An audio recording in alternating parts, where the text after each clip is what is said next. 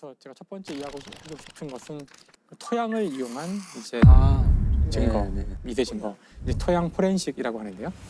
토양. 많은 분들이 그 주변의 흙을 보면 다 똑같은 흙인데 무슨 이거 가지고 증거가 될까 이제 하실 수도 있는데요. 여기서 말하고 싶은 핵심은 뭐냐면은 지구상의 흙은 다른 어떤 행성의 흙과도 다른데, 여러분들 옛날에 그 아폴로 11호가 달에 내렸을 때 그 밑에 흙 같은 게 있었던 거 기억나세요? 네. Both hands down about the fourth rung up. There you go. Okay, now I think I'll do the same. 착륙할 때 막 뭐가 먼지가 막 날아가고 네. 그다음에 그 암스트롱이 찍은 발자국이 남아 있거든요. 발자국. 네. 달에도 흙이 있구나라고 생각하실 수가 있는데, 그걸 이제 흙이라고 보기 힘든. 그러니까 암석이 뽀개어진 거거든요. 암석이 뽀개지는 이유가 지구는 이제 풍화 작용이 있어서 비도 오고 바람도 불고 하니까 막 뽀개지고 이러지만 다른 기상 현상이 없거든요. 그렇죠. 어떻게 생기는 흙이냐면 이거는 일교차가 300도예요.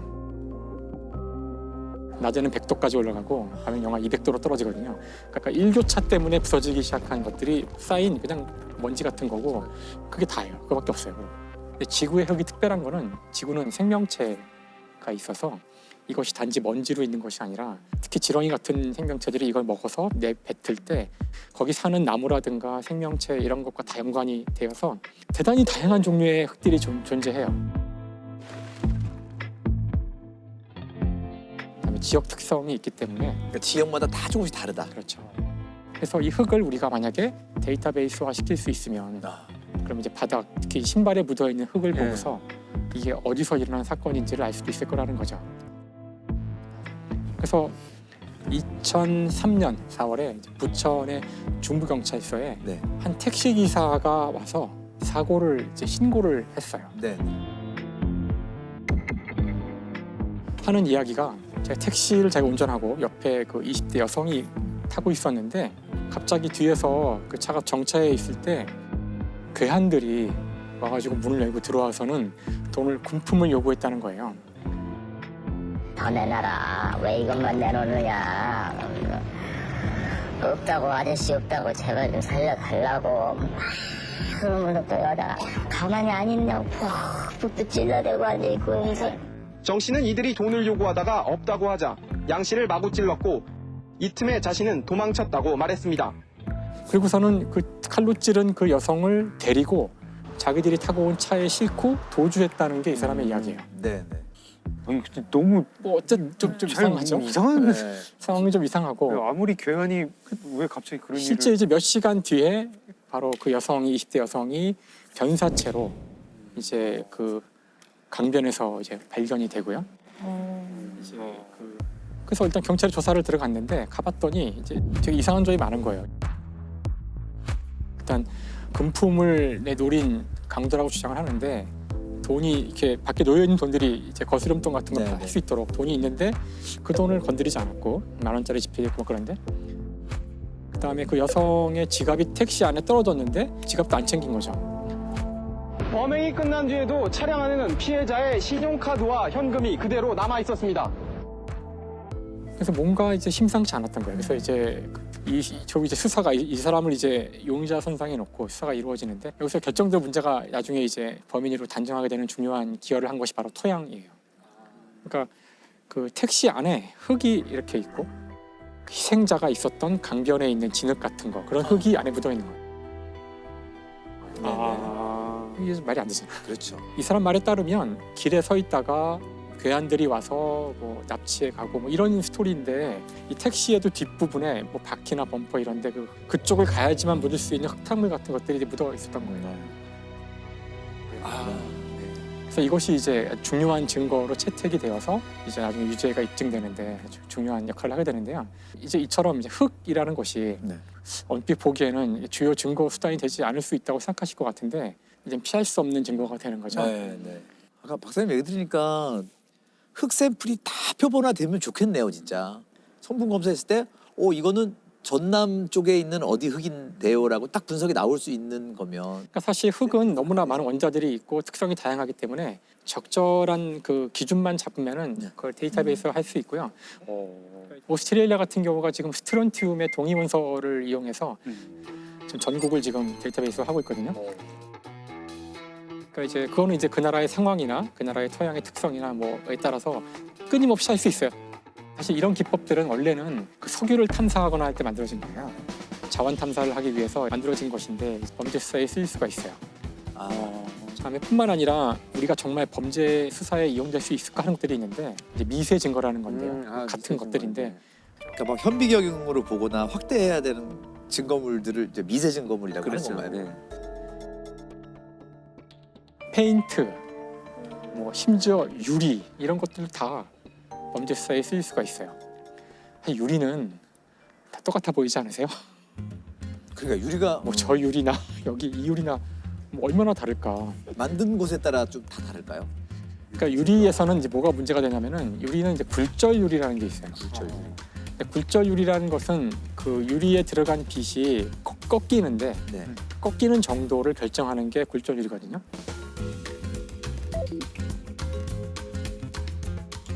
꺾이기 때문에 이 안경이 있는 거예요.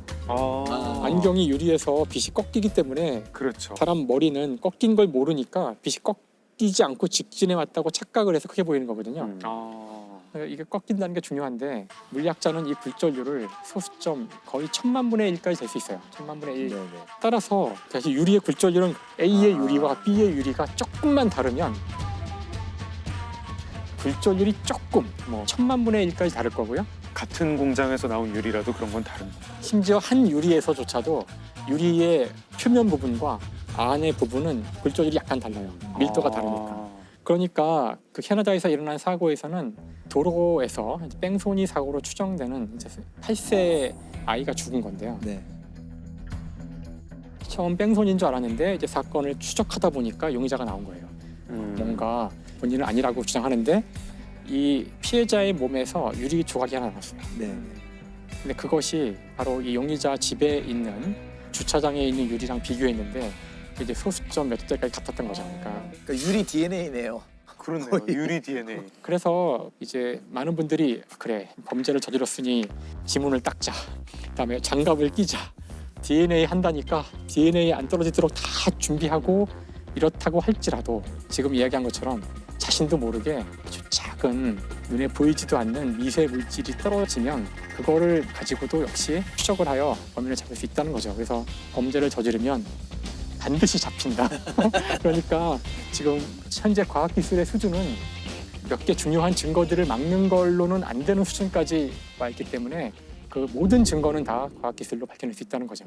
오늘 이런 얘기 들으니까 우리 영화 감독님이나 드라마 감독님들이 좀 꼼꼼하게 찍으셔야 될 것 같아요. 대부분 뭐 총으로 소음기 총으로 팍팍 쏘고 보통 이렇게 헝겊으로 한번 닦고 그냥 가잖아요. 신발이라 이런 거 신경도 안 이제는 쓰고. 그러면 안 되겠어요. 지금 알쓸범죄 보신 분들은 저 정도면 잡히는데? 저거 잡힐 텐데? 이렇게 생각하실 거예요 아마. 항상 흔적을 남긴다 저희가 이런 얘기를 하잖아요. 범죄자들이. 그 프로파일링 할 때 가장 기본이 되는 게 증거 수집. 네. 현장에서 어떤 물건들이 있고 어떤 증거물들이 있느냐를 보는 것은 프로파일링의 첫걸음이에요. DNA의 주인공은 누구인지를 찾는 것은 이제 국립과학수사연구원이나 CSI의 역할이라면 그 DNA가 왜 거기에 있는지를 분석하는 것이 이제 프로파일링 역할인 거죠. 그렇죠. 흔적은 정말 범죄 수사의 기본이거든요. 그런데 그걸 기본으로 만든 분이 있어요. 과학 수사의 아버지라고 불리는 에드몽 로카르라는 프랑스의 과학 수사 전문가인데요. 에드몽 로카르. 이분이 남긴 말이 뭐냐면 모든 접촉은 흔적을 남긴다. 모든 접촉은. 예. 범죄는 접촉 없이 저지를 수가 없잖아요. 그렇죠. 그러면 그 범죄 현장에는 흔적이 있단 말이죠. 그 흔적을 찾는 게 우리 경찰의 사명이고 수사의 목적인데 그런 흔적들 중에서 가장 중요한 거 뭘까요? 지문? 지문이죠. 그래서 오늘 지문에 대해서 제가 여러분과 얘기를 좀 나누고 싶은데 우선 지문이 어떻게 형성되느냐를 알아야 되는데 지문은 사람이 엄마 뱃속에 있는 태아 때 땀샘이 형성되면서 융선이라는 게 만들어집니다. 그런데 이게 날 때부터 만들어지는 것이 아니라 태아가 움직이잖아요. 네. 엄마가 받는 여러 가지 영향들, 양수의 온도, 흐름 이런 거에 따라서 움직임이 달라지는데 9분의 1입니다. 그 비정형적인 전혀 패턴이 없는 움직임에 의해서 랜덤하게 만들어지는 것이 이 융손의 모양이에요. 과연 그것이 모두 일치할 수 있는 확률은 얼마일까? 870억 분의 1입니다. 똑같은 모양이 나올 수 있는 확률 870억 분의 1. 세계 인구는 몇 명? 70억? 70억 명. 한 1000년에 한 번 똑같은 게 나올까 말까. 나을까 말까. 그러니까 일단 지문의 유일성에 대한 신뢰를 가지고는 있는데 혹시 모르잖아요. 확률적으로는 혹시 그죠? 모르니. 그래서 프로파일링이 필요한 거죠.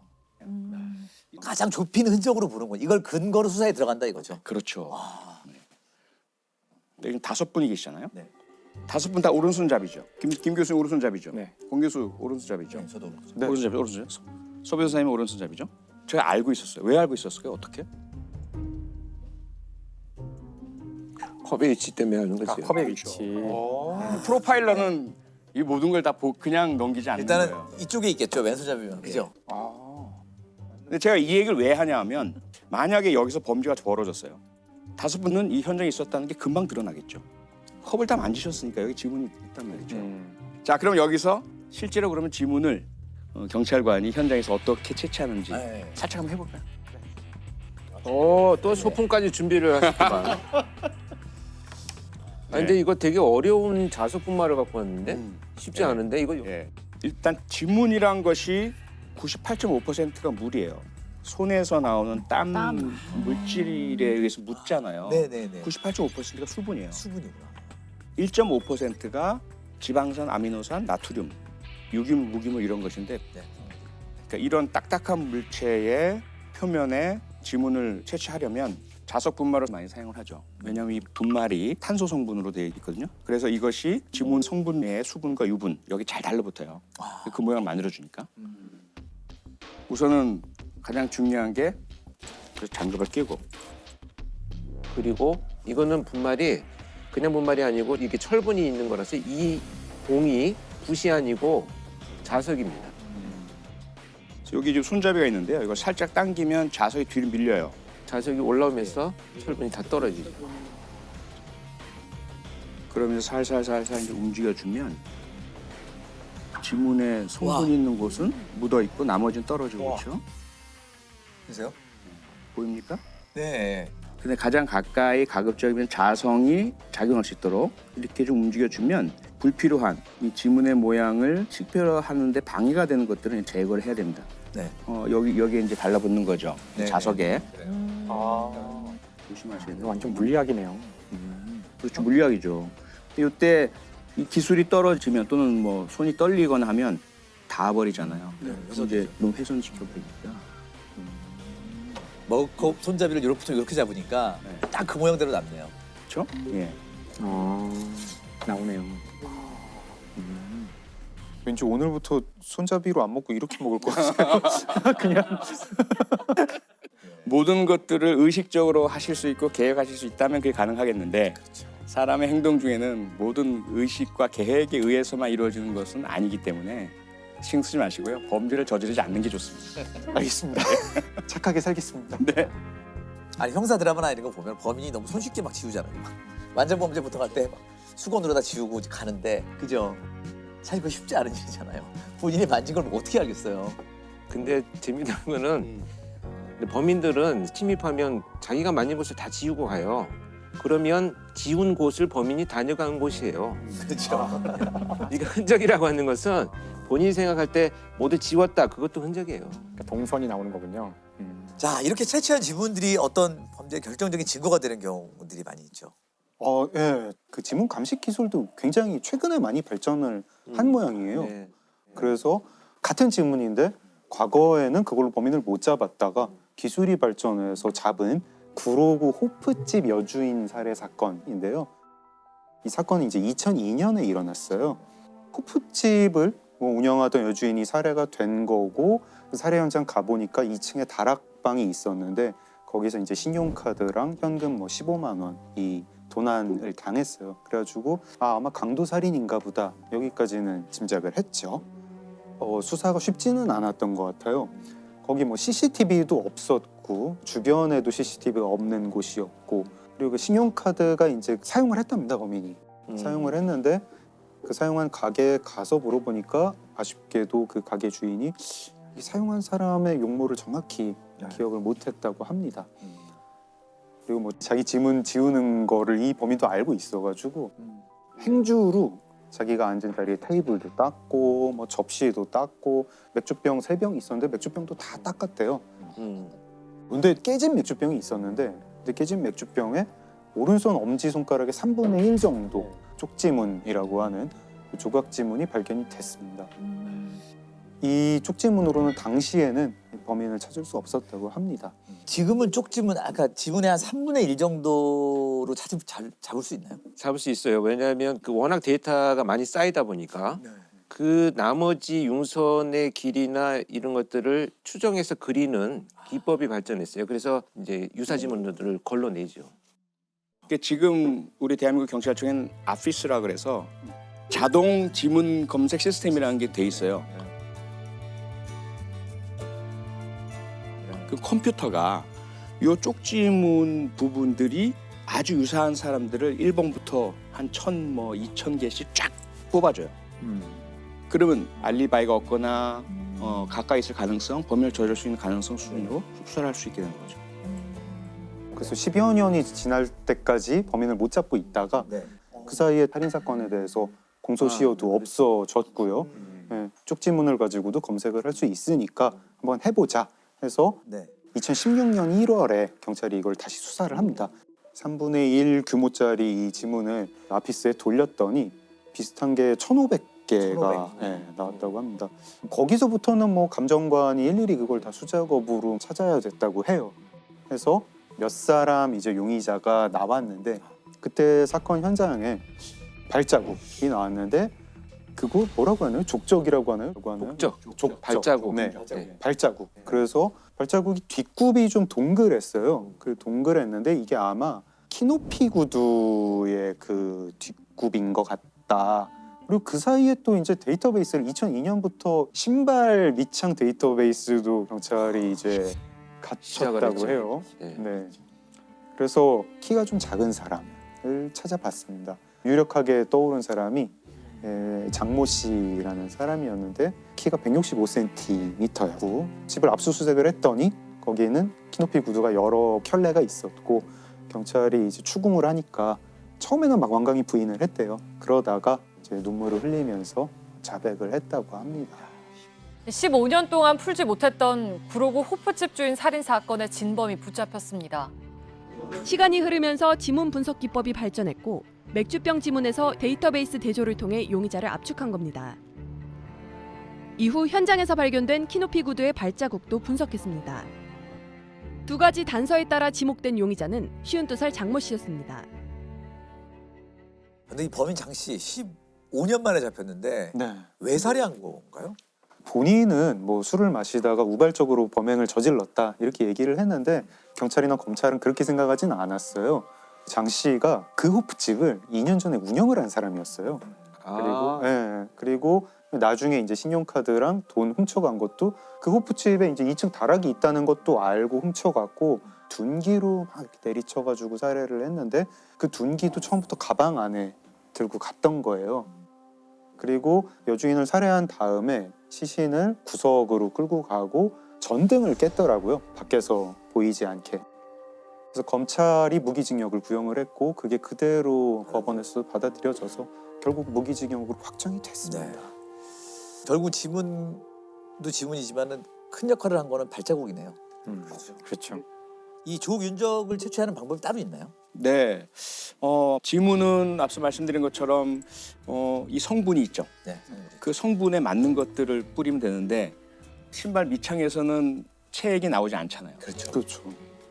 여러 가지 기술을 사용을 해야 합니다.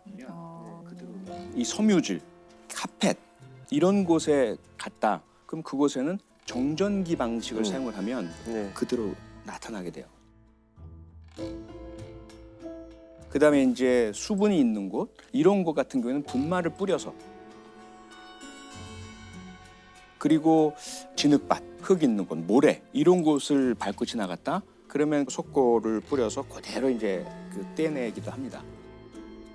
또 때로는 특수 광원을 비추면 그대로 드러나기도 하거든요. 그래서 과학기술은 수사에 아주 직결되는 그 부분이다라는 거죠. 자, 이게 모든 범죄는 흔적을 남긴다라는 말이 다 이유가 있는 것 같아요. 네, 현장에서 과학수사가 큰 역할을 했던 사건을 한번 소개를 드릴 텐데 이 대전 파남동 한 아파트에서 발생한 사건입니다. 특히 이 사건은요. 배심원들이 3일 동안 참여했던 사건이에요. 그래서 제가 그 전문가 증인으로까지 출석을 했던 그런 사건입니다. 고개가 갸우뚱거릴 내용입니다. 제가 개요를 한번 한번 그려볼게요.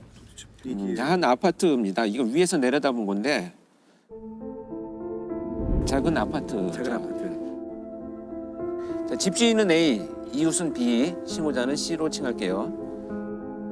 A의 집이에요. B와 C가 저녁 8시 30분에 들어왔는데 10시 반경에 C가 밖으로 나가게 됩니다. 1시 반에 돌아온 이 C는 피를 흘리고 쓰러져서 2명이 있다 그러면 신고를 합니다. 네. 둘이 싸워서 하나는 죽고 하나는 굴러다니고 있다.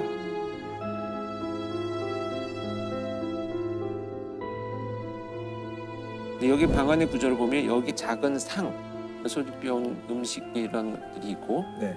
집주인인 A는 쓰러진 상태로 피가 이렇게 비산이 되어 있어요. 네. B는 옆으로 누워서 네. 옆으로. 신음소리를 내고 누워 있었던 거예요. 네. 이 사람과 이 사람 가운데에 나체 절단기가 있어요. 여기 이제 양말을 신고 피를 밟고 돌아다녔던 흔적들이 조금 있어요. 경찰이 출동할 때 보니까 이 C는 이렇게 앉아 있었고, 네. 네.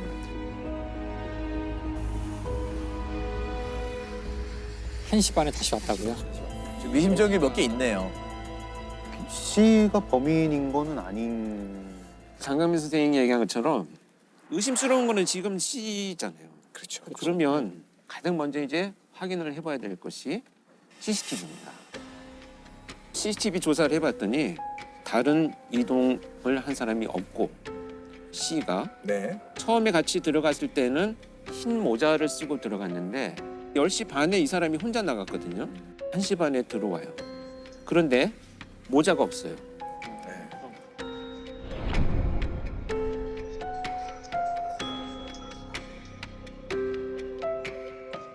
그리고 C가 이 사람의 진술은 뭐냐면 간략히 하자면 둘이 싸우고 쓰러지고 사망을 했기 때문에 화가 나서 살아있는 사람을 뺨을 때리고 이거 범행도구구나 하고 들었다가 아차 싶어서 내려놨대.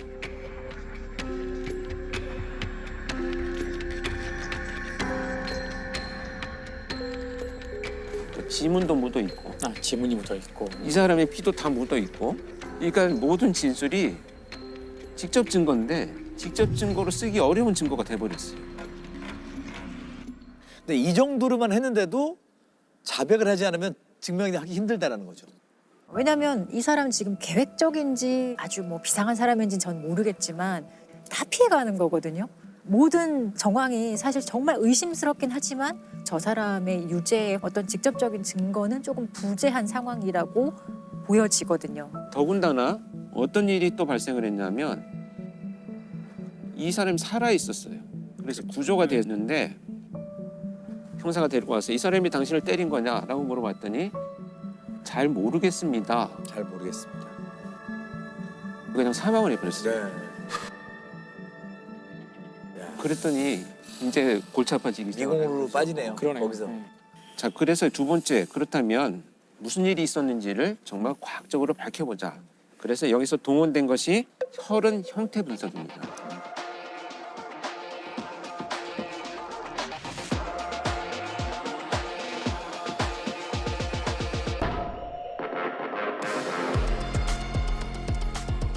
혈흔의 기본 원칙은 혈흔은 날아오는 각도에 따라서 지름의 크기가 다르다라는 원칙을 갖고 있어요. 그래서 만약에 직각으로 떨어진 경우에는 동그랗게 똑 떨어지니까.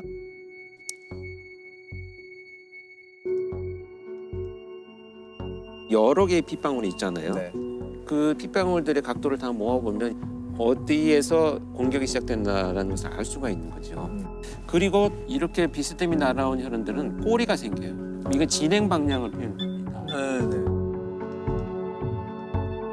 공격 도구가 예기인지 둔기인지를 구분할 수도 있어요. 왜냐하면 예기를 찔렀을 때는 핏방울이 가늘어요. 근데 둔기로 공격했다 그러면 핏방울이 두꺼워.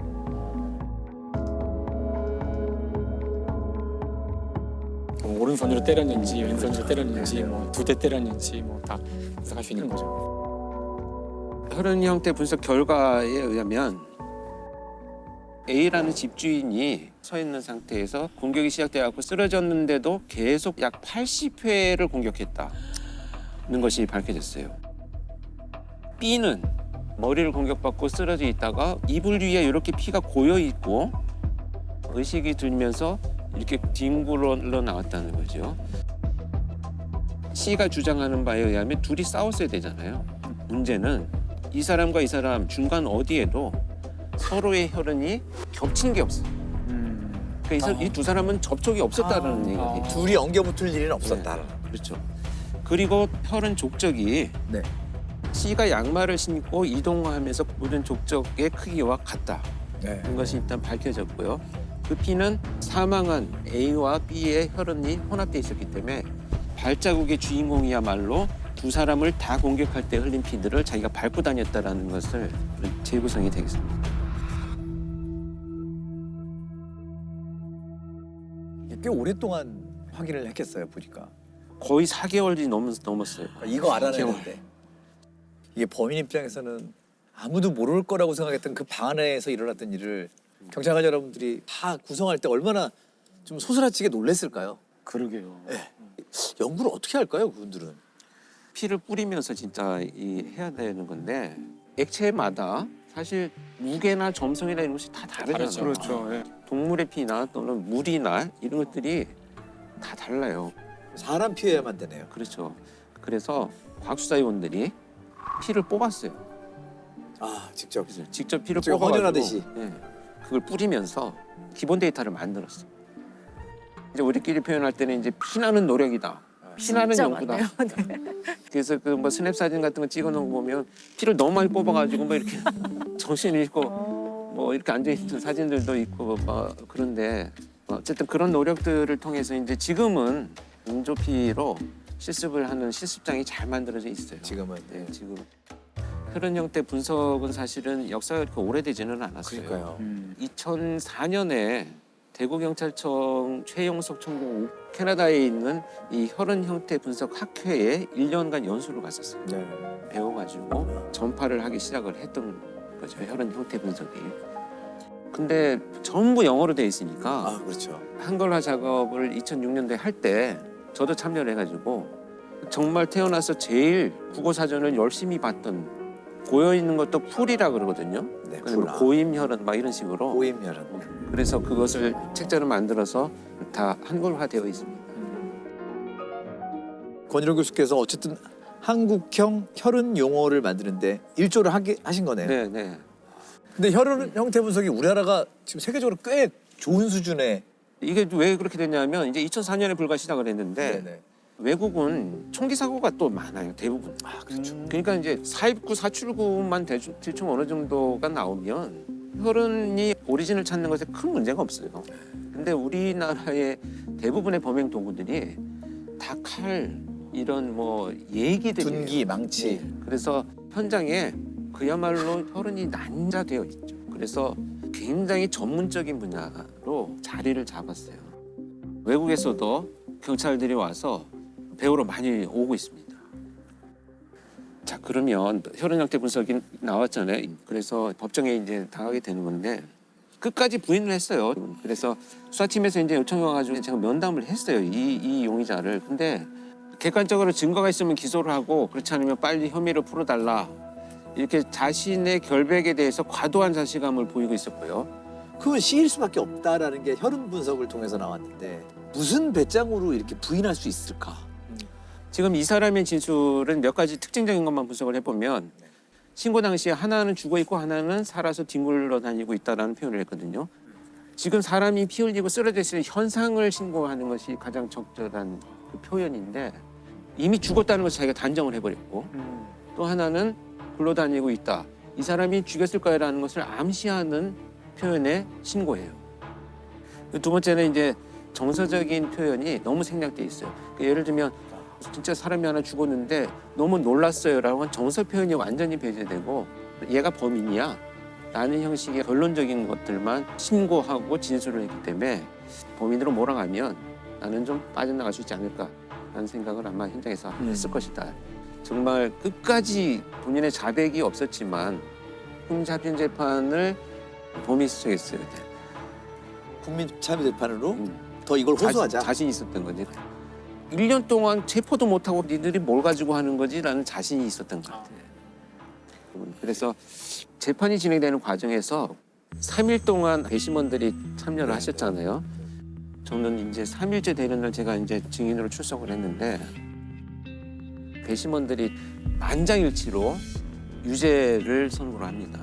그래서 17년의 형을 선고를 받습니다. 정황 증거만으로 유죄를 받았네요. 그 정황 증거들이 사실 직접 증거 정도의 역할을 할 정도로 아주 많이 모아지고 이 정황 증거끼리 연결되고 이제 고리를 형성해서 아주 강한 어떤 증명력을 가졌을 때 이 정도면 어떤 유죄의 심증을 형성할 수 있다 이렇게 저희 표현하는데 정말 이 사건은 과학 수사의 전 분야죠. CCTV, 혈흔, 프로파일링까지 동원돼서 과학적인 단서들을 바탕으로 해서 진실을 밝혔다 이렇게 볼 수 있습니다. 그 놀랍게도 우리나라의 역사를 보면은 이 과학 수사, 이 법의학에 대한 것이 지금 우리 예상보다는 되게 잘 돼 있었더라고요. 그래서 그걸 볼 수 있는 그 책이 있는데 아주 유명하죠. 저희 아마 고등학교 때 배웠던 책이기도 해서 정약용의 흠흠신서라고. 네.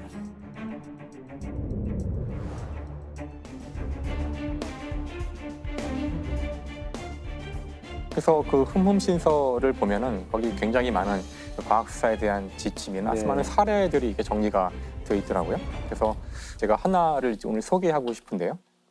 박여인 살인 사건이라고 해요. 이 사건이 이제 벌어졌던 때는 정조 8년인데요.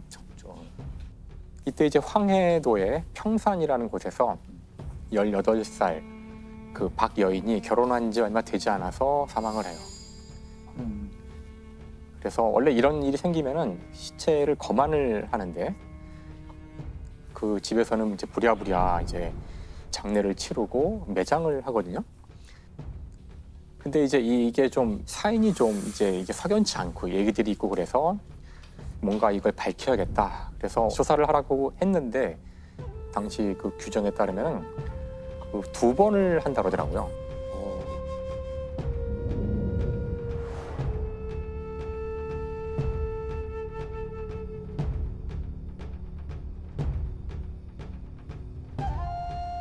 첫 번째 시체를 거만하고 두 번째 하는 사람은 처음과 전혀 상관이 없는 사람이 독립적으로 첫 번째 내용을 알지 못하는 상태에서 해서 이 두 가지가 일치해야지만 거기서 이제 사건이 종료가 되고 일치하지 않으면 세 번째 3검을 하게 된대요.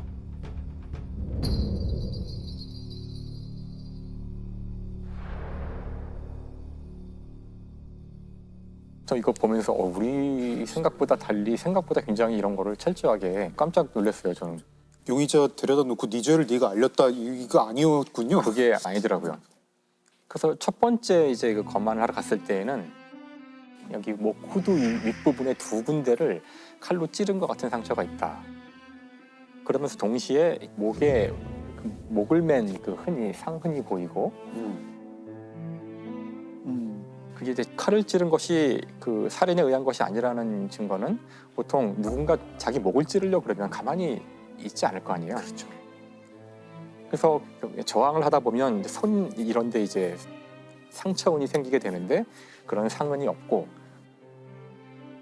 그것만 가지고 아마도 죽음에 이르지 못했기 때문에 칼로 찔렀을 거라는 추론을 한 것이고 네. 그래서 이것은 자살이다라고 결론을 내린 거더라고요. 처음에는 한 번 더 해지잖아요. 그러니까 이제 당시 전혀 다른 사람이 왔어? 그렇죠. 그러니까 이제 또 다시 한번 보는데 뭐 처음과 크게 다르지 않은 결론이 나와요. 결론이 나와서 아마도 시어머니가 이 새로 들어온 이 며느리를 굉장히 괴롭혔고 아마 그걸 견디지 못하고 자살을 한 게 아닐까라고 이제 해서 이 사건을 종료를 하게 돼요. 그런데 친정에서는 이거는 뭔가 더 있다. 이거는 도저히 이해할 수 없는 죽음이다. 그래가지고 이 오빠가 이 죽은 박여인의 오빠가 한양에 가서 정조 임금이 행차를 할 때 거기 중간에 가서 징을 치면서 억울하다고 막 이야기를 이제 하게 돼요. 근데 그걸 듣고 이제 정조 임금이 이거 좀 이상한데 이거 다시 조사를 해라. 다시 조사를 하게 돼요. 일단 그 상처를 자세히 보면 상처가 2군데가 아니라 몇 군데 더 있다는 걸 알게 돼요. 아니 사람이 아무리 자살을 하려고 한다고 해도 목을 서너 차례를 찌르면서 자살을 할 수 있는 사람이 과연 있을까? 그렇죠. 쉽지 않죠. 그러게. 그리고 살인을 당했다고 하면은 보통은 본인이 방어를 하겠지만 그 급소를 한 번에 찔렸을 때에는 그거를 방어하지 못했을 수도 있다. 그러니까 단지 손에 그 상흔이 없다는 것만으로 이것을 자살로 하는 것은 말이 안 된다. 그래서 타살로 바꿔요. 그리고서 그 타살을 한, 그 살인을 한 사람은 아마 시어머니의 최아지라는 사람인데요. 최아지가 주범이고, 그러면 이것이 며느리가 지금 18살인데 시어머니가 단독으로 혼자 이걸 할 수 있었을까? 이거 좀 뭔가 이상하다는 거예요. 그래서 이번에는 암행어사를 파견해요. 지금으로 치면 뭐 특수검사 같은 사람들이 온 거죠. 와가지고 이 사건을 다시 조사를 해요. 다시 조사를 해서 이제 처음과는 전혀 다른 식으로 결론이 나와요. 알고 봤더니 최아지가 다른 사람과 내연 관계가 있어서요. 그거를 이제 며느리가 알게 되자 며느리를 죽인. 그런데 사실 이제 이거는 그 내연 관계에 있는 사람이 외부인이 아니라 이 내부의 조카와 사실 근친 상간을 한 것이죠. 그래서 조정에서 굉장히 이건 도저히 용납할 수 없는 뭐 이런 식으로 이제 중요하게 다루어져서 최아지는 참형을 당하고 이제 그 이제 조카도 이제 교수형을 당하게 되는 사건이죠. 저는 이제 이 내용을 읽으면서 일단은 그 우리의 정말 생각과 달리 사또라 그러죠. 이런 사람들이 앉아서 그냥 대충 이야기 듣고 이거 뭐 유죄야, 이거 뭐 무죄야 이렇게 할 줄 알았는데 이게 뭐 몇 번이나 검사하고 위에 장계를 올려서 위에서 검사를 받고 이게 이상하면 다시 돌려보내고 이게 몇 차례 가도 안 되니까 결국은 암행어사가 와서. 그러니까요. 생각보다 많은 과정들을 거쳐서 살인이면 살인, 그 죽음의 원인을 좀 많이 밝혔었네요. 그렇죠. 그래서 흠흠신서가 그 흠이 흠모하다 할 때 그 흠자인데 이렇게 삼가다 그런 뜻도 있거든요.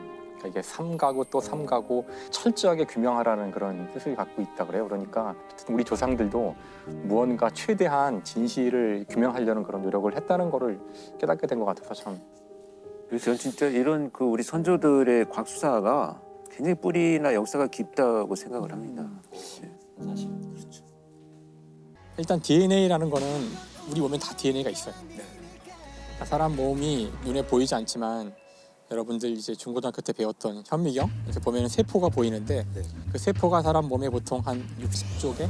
그러니까 사람 몸이 눈에 보이지 않지만 수없이 많은 세포가 있는데 그 모든 세포에는 다 DNA가 있어요. 똑같이 생긴.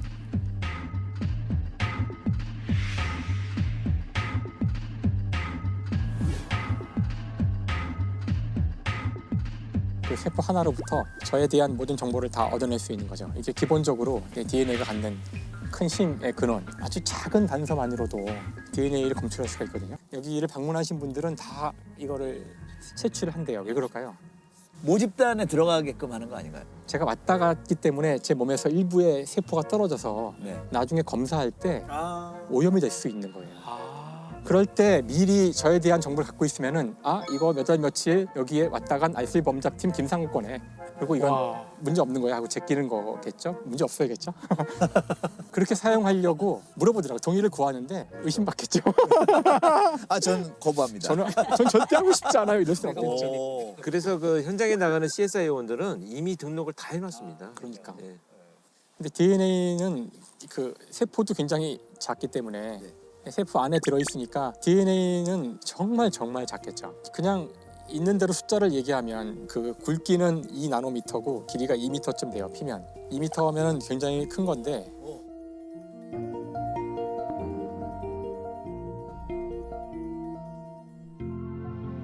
근데 이렇게 하면 느낌이 안 오니까 만약에 이 두께가 2나노미터가 아니라 1cm 정도라고 이제 이렇게 확대를 해보면 길이가 어느 정도가 되냐면은 서울에서 뉴욕쯤 돼요. 1cm가 된 1cm짜리가 서울에서 뉴욕까지 쫙 있는 이게 DNA. 이 안에 저에 대한 모든 정보가 다 들어있죠. 저를 만들 수 있는 정보가 다 들어있는 거예요. 자, 그런데 이렇다 보니 이 안에 들어있는 정보를 일일이 다 읽은 다음에 누구다 이렇게 할 수는 없어요. 이것을 굉장히 빠르게 할 수 있어야 되는데 그러기 위해서는 이걸 전부 다 보지 않고도 이게 특정한 사람과 대응된다는 걸 알 수 있으면 되거든요. 놀라운 사실은 DNA의 대부분은 별로 쓸모가 없는 데 있는 거예요. 여긴 쓸모없는 부분이다 보니 수많은 오류들이 막 들어있는데 재밌는 거는 이 오류가 사람에 따라서 한번 정해지면 그 사람의 DNA엔 다 똑같이 각인돼 있다는 거예요. 이 반복되는 숫자 그 자체가 이 사람의 고유한 번호가 돼요. 그 숫자들이 결국 그 사람을 나타내는 거예요.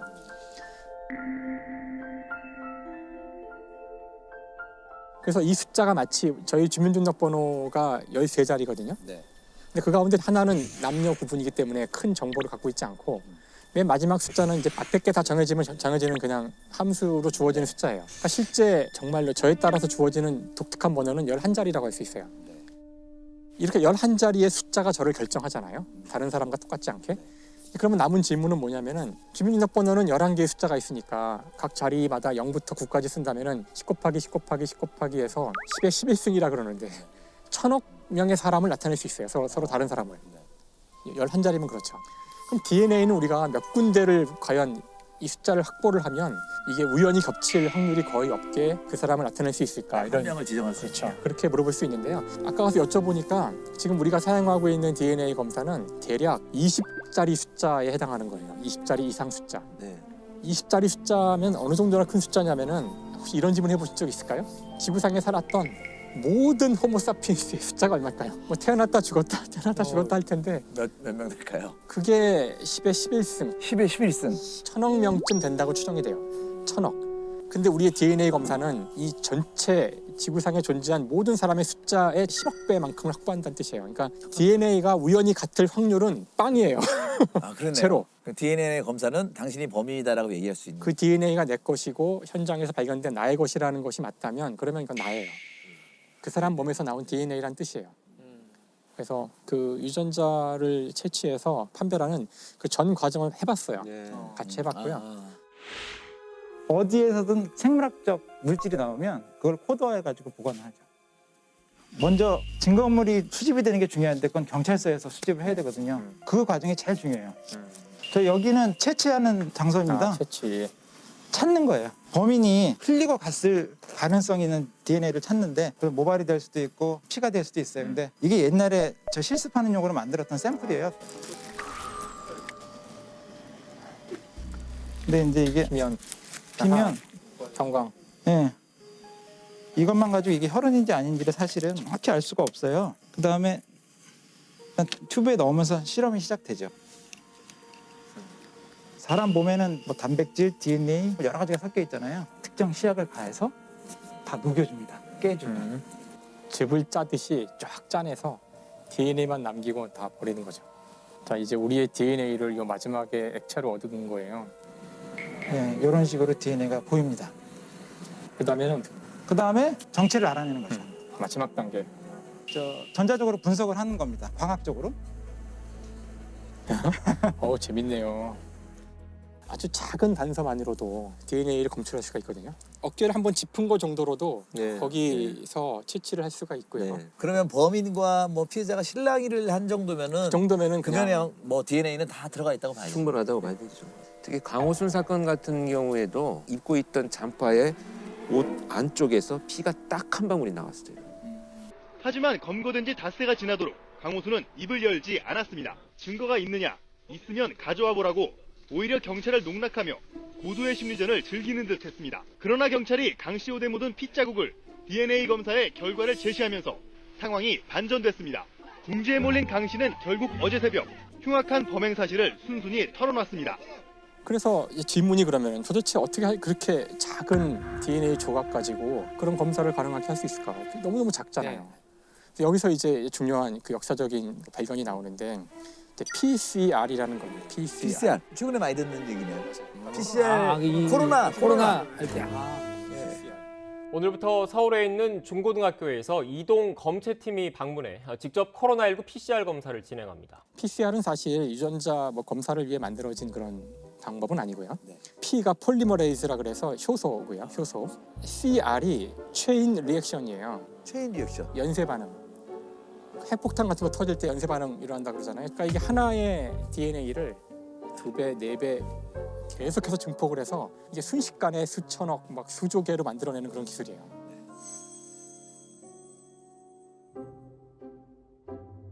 사실 이 PCR을 만든 공로로 1993년에 그 캐리 멀리스라는 사람이 노벨 화학상을 받아요. 그러니까 그런 아주 중요한 기술이에요. 그래서 이런 기술이 있기 때문에 그 유전자 정보 아주 작은 게 오더라도 충분히 우리가 실험할 수 있을 만큼 증폭시킨 다음에 활용하는 거죠.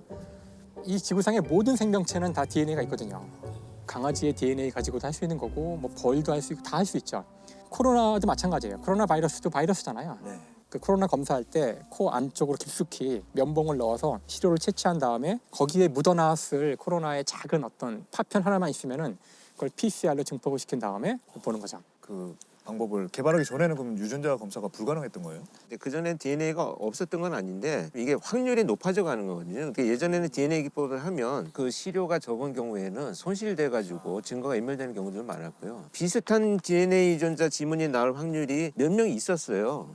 그 예를 들면 10만 분의 1이다 그러면 10만 명 넘었으면 그 당시에 그래프가 비슷한 사람이 나올 수 있었거든요. 그래서 별로 증거 능력이 없었는데 그것이 이제 미국에서 연구가 발전되면서 증폭 기술이 나오고 그때부터 DNA를 범죄 수사에 적극적으로 활용을 하기 시작한 거죠. 그래서 이번에 그 이춘재 사건에서도 이 PCR 증폭 기술 때문에 그 당시에는 그걸 유전자를 못 했었어요.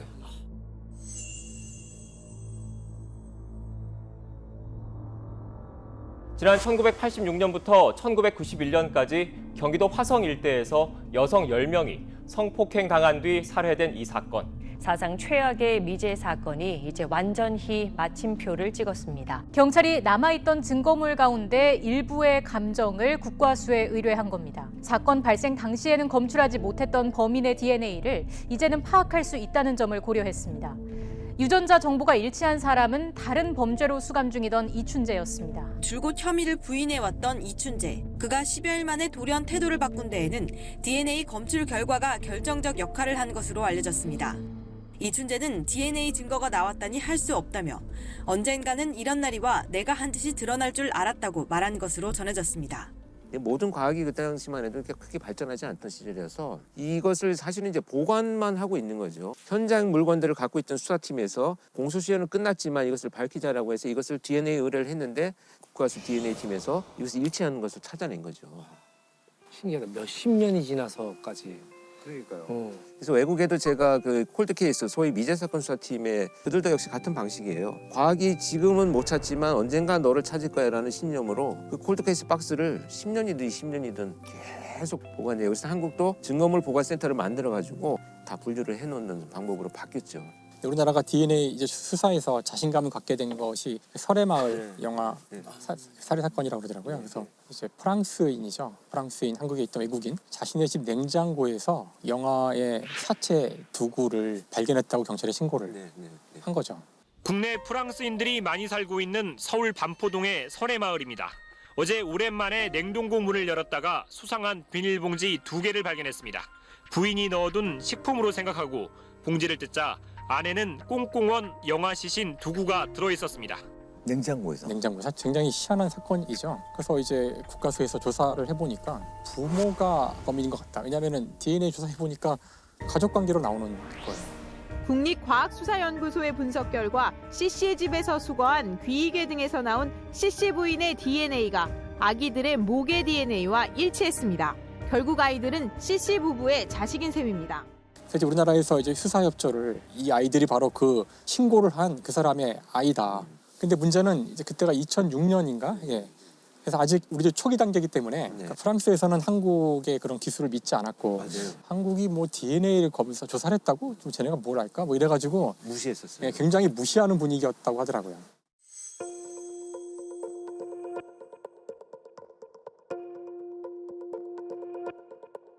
꾸르조 씨 부부는 자신들이 살고 있는 뚜루에서 가진 기자회견에서 자신들은 숨진 영아의 부모가 아니라고 밝혔습니다. Nous ne sommes pas les parents de ces deux enfants. 근데 결국은 자체적으로 다시 정밀하게 조사를 해보니까 우리가 샘플도 보내고 해서 맞다는 걸로 그래서 두 사람이 범인인 걸로.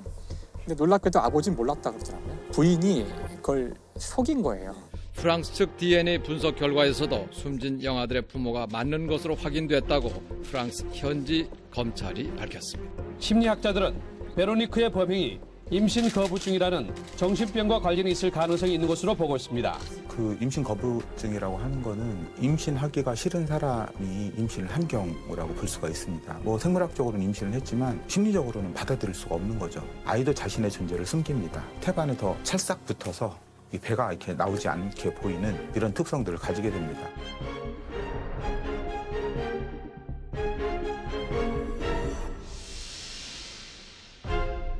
그때 이제 우리나라의 그 DNA 검사하는 것이 국제적인 수준이라는 사실을 알게 됐고 그때 굉장히 자랑스러워했다고 말씀하시더라고요. 오늘 가서 느꼈던 얘기를 딱 한 문장으로 정리할 수 있을 것 같은데 범죄를 저지르면 반드시 잡힌다. 모두 너보다 똑똑하다. 그 얘기가 진짜 여긴 딱 적용되는 것 같아요. 이제는 하나 흘리면 다 잡히니까 그 오늘 이 자리를 빌어서 DNA 검사라는 게 얼마나 정확하게 범인을 잡아낼 수 있는 도구인지를 이야기하는 게 중요할 것 같다는 생각을 하게 됐어요. 들으면서 특히 이제 많은 시민들이 이 사실을 알면은 훨씬 더 이제 안심할 수도 있을 거고 범죄를 저지르는 사람들은 범죄지를 생각이 싹 사라지지 않을까 이제 그런 느낌을 받고 왔는데요. 범죄 수감자들의 DNA 정보 통합 관리 시스템이 도입되면서 그동안 수천 건의 장기 미제 사건 해결에 열세가 됐는데요.